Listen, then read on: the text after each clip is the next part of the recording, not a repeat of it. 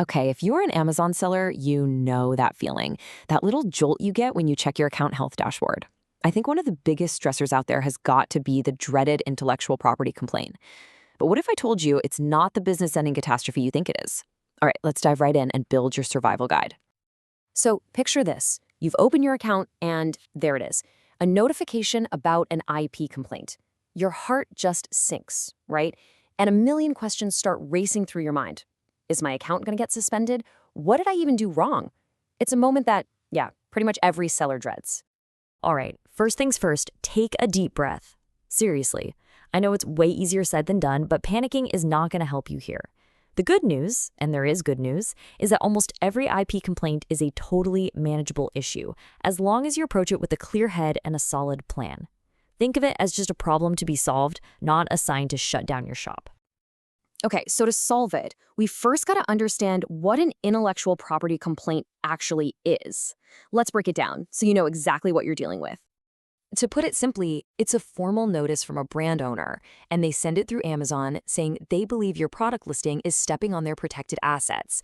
They're basically telling Amazon, hey, that seller over there, they're using our stuff without permission. Now, intellectual property isn't just this one big, vague thing. It actually breaks down into three main categories. You've got trademark, which protects a brand's name or logo. Then there's copyright, which covers original creative stuff like photos and text. And finally, a patent protects a unique invention or product design. Figuring out which one you've been flagged for, that is your absolute first strategic step. And these are the classic ways sellers get into hot water. You know, maybe you used a famous brand name in your product title to get more clicks. Or maybe you borrowed some professional-looking product photos from the brand's website. Hey, even just copying another seller's really well-written description, that's a copyright violation. These are the exact things that trigger those complaints. All right, pay close attention here because this next part is absolutely critical to understand. Not all IP warnings are created equal, not even close. Amazon makes a really key distinction between a suspected violation and a received complaint, and how you react depends entirely on which one you're looking at. So let's put them side by side. A suspected violation, that's usually just an automated warning from Amazon's bots. They think you might be using a brand name the wrong way. The impact is pretty low, and a lot of the time, a simple edit to your listing fixes the whole thing. But a received complaint? Oof. That's a formal claim coming directly from the brand owner, and that one is serious. And here's exactly why it's so serious. A received complaint lands a direct, painful hit on your account health score. Now, one complaint probably won't sink you, but letting them pile up unresolved? That is one of the fastest ways to get your selling privileges restricted or even permanently suspended. You have to take these seriously. You have to act fast. Okay, enough about the scary stuff. Let's talk solutions. You've got a complaint sitting in your dashboard. What do you do right now? We're going to walk through a clear 4-step action plan to tackle this thing head on. Look, don't try to do everything at once. Just follow these steps one by one. Step 1, go to your account health dashboard and really dig into the specifics of the complaint. Step 2, gather all your documents, your evidence. We're talking invoices, authorization letters, anything that proves your case. Step 3, write a professional plan of action. And finally, step 4, submit everything through the official appeal process. Simple as that. Now, let's talk about that plan of action, the POA. This is probably your single most important document in this whole process. Amazon wants to see 3 things, and they have to be in this exact order.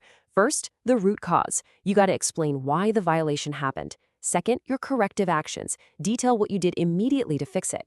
And third, your preventative measures. Outline the new systems you're putting in place to make sure this never, ever happens again. So you basically have 2 paths to get this resolved. One is appealing directly to Amazon.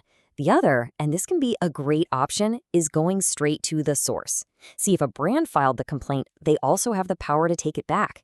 And honestly, this can be the absolute fastest way to get your listing reinstated, especially if you think there's just been a misunderstanding.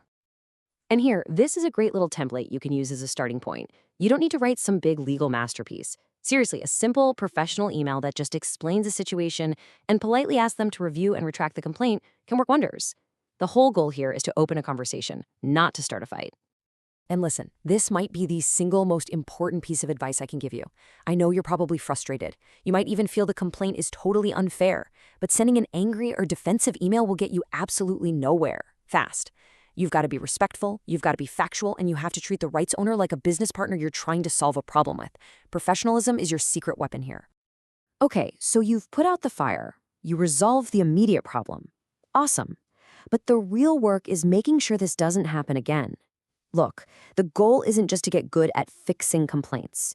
The goal is to build a business that avoids them altogether. Think of this checklist as your shield. You need to make these points a non-negotiable part of your process. Always, and I mean always, create your own photos and descriptions. Check a trademark database before you list a new product. Keep your invoices and sourcing documents organized and ready to go. And hey, if you're selling a generic item, just call it unbranded. Don't try to piggyback on another company's hard-earned brand recognition.